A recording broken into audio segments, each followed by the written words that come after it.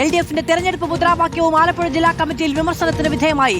LDF അല്ലാതെ മറ്റാരെയെന്ന മുദ്രാവാക്യം അഹങ്കാരത്തിന്റെ പ്രതീതിയുണ്ടാക്കിയെന്നാണ് വിമർശനം. പിണറായി വിജയന്റെ ചിത്രം മാത്രം ഉപയോഗിച്ചപ്പോൾ പിണറായി അല്ലാതെ മറ്റാരെയെന്ന് ജനം ചിന്തിച്ചു.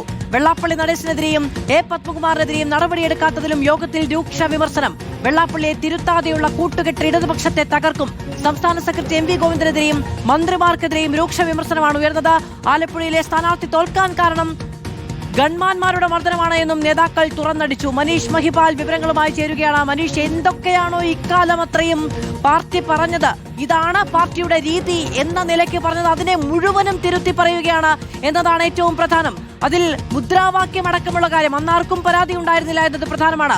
മുഖ്യമന്ത്രിയുടെ ഫോട്ടോ നാട് മുഴുവൻ ഫ്ലക്സ് അടിച്ചു വെച്ചാൽ വിജയമുറപ്പ് എന്ന ആത്മവിശ്വാസം ഉണ്ടായിരുന്ന അതേ പാർട്ടി തന്നെയാണ് ഇപ്പോൾ തിരിച്ചു പറയുന്നത് അത് വലിയ വിമർശനം ഉണ്ടാക്കി എന്നുള്ളത്.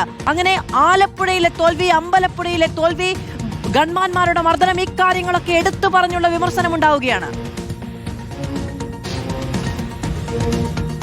മാധു, ഏത് കൊടുങ്കാറ്റുണ്ടായാലും വിള്ളലുണ്ടാകാത്ത പാർട്ടി കോട്ടകളിൽ പോലും വലിയ വിള്ളലുണ്ടായി. 3 ദിവസമായി ആലപ്പുഴയിൽ തുടർന്ന ജില്ലാ നേതൃയോഗത്തിലാണ് വലിയ വിമർശനം ഉയർന്നത്. ഇന്ന് ജില്ലാ നേതൃയോഗം അവസാനിച്ചു.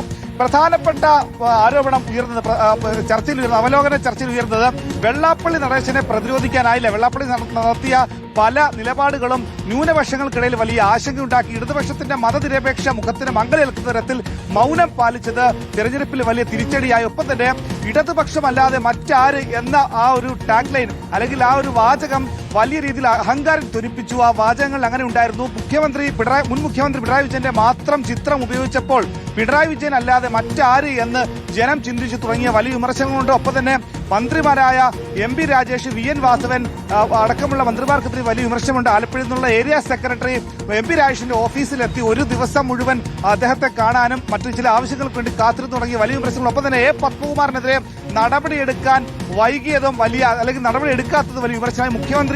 മുഖ്യമന്ത്രിയുമായിട്ടുള്ള അടുപ്പമാണ് പത്മകുമാറിനെ ആ രീതിയിൽ സംരക്ഷിച്ചെന്ന നിലപാട് അല്ലെങ്കിൽ അത്തരത്തിലുള്ള പ്രതികരണം ചില നേതാക്കൾ ഉന്നയിച്ചു. ഏറ്റവും പ്രധാനപ്പെട്ട കാര്യം വെള്ളാപ്പള്ളി ഡിവിഷൻ. ഒപ്പം തന്നെ ആലപ്പുഴയിൽ ഗൺമാന്മാർ നടത്തിയ മർദ്ദനം, അത് ആലപ്പുഴയിലെ സ്ഥാനാർത്ഥി തോൽക്കാനേറ്റ ഏറ്റവും പ്രധാനപ്പെട്ട കാരണമായി. അനാവശ്യമായ രീതിയായിരുന്നു അന്ന് ഗൺമാന്മാർ കാണിച്ചത്. അങ്ങനെയാണ് സ്ഥാനാർത്ഥി തന്നെ ആലപ്പുഴ ഉണ്ടാകുന്നത്. ആലപ്പുഴയിൽ എങ്ങനെയും ജയിച്ചു പോകാവുന്ന സ്ഥാനാർത്ഥിയായിരുന്നു ഇടതുപക്ഷത്തിന്റെ സ്ഥാനാർത്ഥി PP ചിത്രരഞ്ജൻ. പക്ഷേ അവിടെ സ്ഥാനാർത്ഥി തോൽക്കാനുണ്ടായ ഏറ്റവും പ്രധാനപ്പെട്ട കാര്യം ഗൺമാന്മാരുടെ അടി, അത് തിരിച്ചടിയായത്. അടുത്താണെങ്കിൽ ഇന്നത്തെ അവലോകന ചർച്ചയിൽ പ്രധാനപ്പെട്ട തെരഞ്ഞെടുപ്പിലെ കാരണങ്ങൾ സൂചിപ്പിക്കുന്നുണ്ട്. അത് മനീഷ് മഹിപാലാണ് വിവരങ്ങൾ നൽകിയത്. ആലപ്പുഴയിലും വലിയ വിമർശനം ഉണ്ടാവുകയാണ്. മുഖ്യമന്ത്രിക്കെതിരെയും പാർട്ടി സെക്രട്ടറിക്കെതിരെയും നേതാക്കളുടെ പെരുമാറ്റത്തിനും ഇതുവരെ എടുത്ത തീരുമാനങ്ങൾക്കെതിരെയും എന്നതാണ് ഏറ്റവും പ്രധാനം.